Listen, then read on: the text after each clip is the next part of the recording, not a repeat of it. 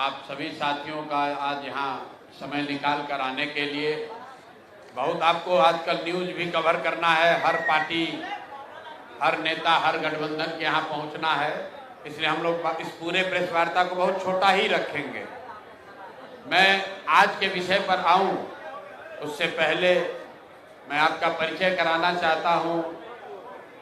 भागलपुर के बड़े वकील अभयकांत झा जी का, जो करीब 74 साल की उम्र में जन स्वराज से जुड़ रहे हैं।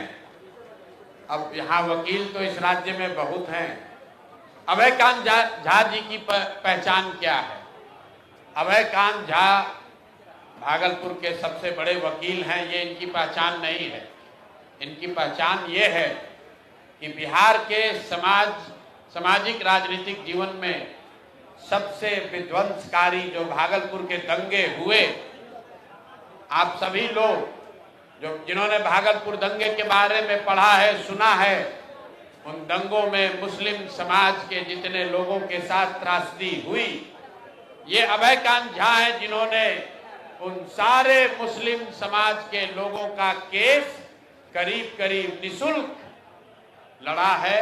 और पिछले 30 वर्षों में 850 मुस्लिम परिवार जिनको सरकार ने, व्यवस्था ने उनके हाल पर छोड़ दिया, इसी अभयकांत झा ने अपने सरस्वती की दी हुई कृपा से, अपने विद्वता से न सिर्फ उन 850 परिवारों को बचाया, उनको वहां रिहेबिलिटेट कराया, सरकार से मुआवजा दिलाया। जो लोग बिहार और भागलपुर छोड़कर मेरठ भाग रहे थे, उनको सबको भागलपुर में रहने की व्यवस्था कराई। इसलिए आज इस मंच से मैं अभयकांत झा जी का यहाँ पर स्वागत कर रहा हूँ।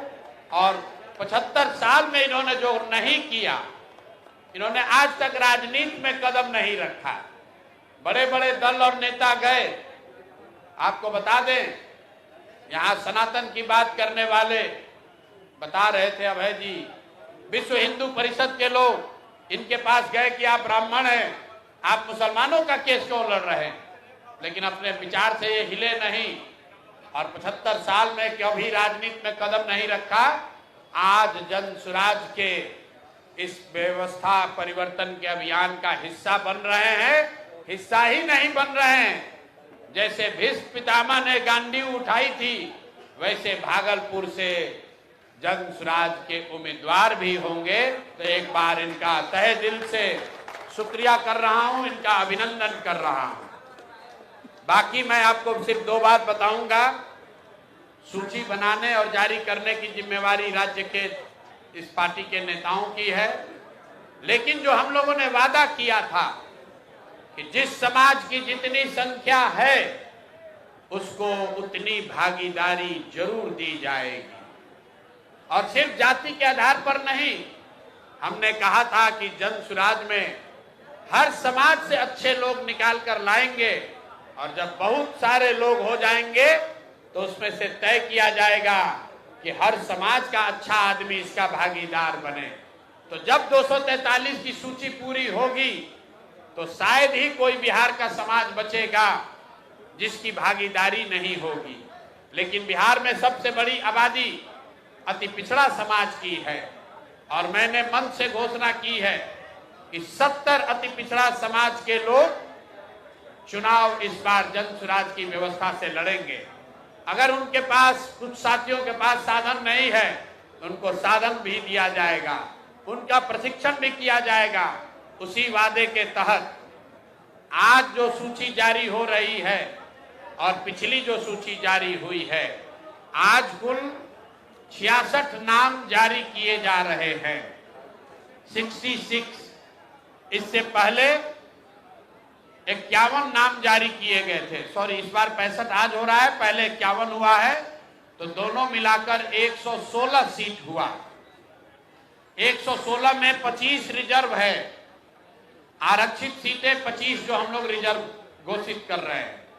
बच गई 91, 91 में 31, 91 में 31, अति पिछड़ा समाज को भागीदारी दी गई है। बिहार के इतिहास में किसी मेन स्ट्रीम पार्टी ने आज तक अति पिछड़ा समाज के लोगों को इतनी बड़ी भागीदारी कभी नहीं दी है। लोगों ने यहाँ सामाजिक न्याय का नारा लगाया है, जातियों की राजनीति की है, लेकिन आज तक किसी भी दल ने 1/3 भागीदारी अति पिछड़ा समाज की नहीं दी है। और अब ये देखिए, मैं नाम ले रहा हूं और यहाँ पर अति पिछड़ा समाज के एक बहुत बड़े नेता रामचंद्र सहनी जी आ रहे हैं। इनका मंच पर स्वागत कीजिए। आज ये भी जन सुराज का हिस्सा। आइए, लेकिन अभी आ गए, बैठिए। तो जब आपकी नीयत ठीक होती है, तो जब मैं वही चर्चा कर रहा हूं कि बिहार के इतिहास में पहली बार कोई दल 1/3 सीट अति पिछड़ा समाज को दे रहा है, तो अति पिछड़ा समाज के बहुत बड़े चेहरा रामचंद्र सहनी जी, सुगौली ईस्ट चंपारण के, आप में से कुछ लोग जानते होंगे, मंच पर ये आए हैं। शायद आज जन सुराज परिवार का हिस्सा भी बनेंगे। मैं अपने और अपने जन सुराज के सभी साथियों के साथ इनका तहे दिल से स्वागत और शुक्रिया अदा कर रहा हूं। मैं 1 मिनट में अपनी बात खत्म करूंगा। आज की सूची को लेकर 116 नाम जो जारी हुए, उसमें 25 रिजर्व हुआ। 91 सीट जो जनरल कैटेगरी की जारी हो रही है, उसमें 31 ईबीसी समाज के लोग हैं, 21 ओबीसी समाज के लोग हैं, और उसके बाद 21 इसमें मुस्लिम समाज के लोग हैं। पिछली बार 7 दिया गया था, इस बार 14 दिया गया है। तो जो बात हम लोगों ने जन सुराज में कहा है कि जिस समाज की जितनी संख्या है, उस समाज से उतने लोगों को ढूंढकर, आग्रह करके, समझाकर, मदद करके, हाथ पकड़ के लाएंगे और उनको बिहार की इस व्यवस्था परिवर्तन के अभियान का हिस्सा बनाएंगे। मैं चाहूंगा कि अब सूची जो आज की है वो हम लोग के राज्य के अध्यक्ष माननीय मनोज भारती जी आपके सामने रखेंगे। उसके बाद हम लोग आपका सवाल जवाब लेंगे।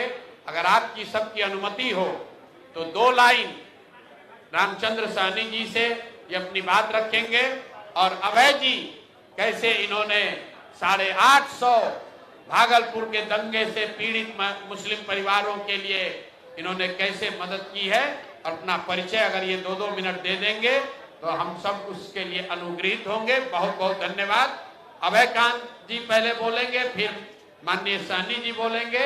उसके बाद आज के 65 लोगों की सूची हम लोग के राज्य के अध्यक्ष माननीय मनोज भारती जी आपके सामने जारी करेंगे।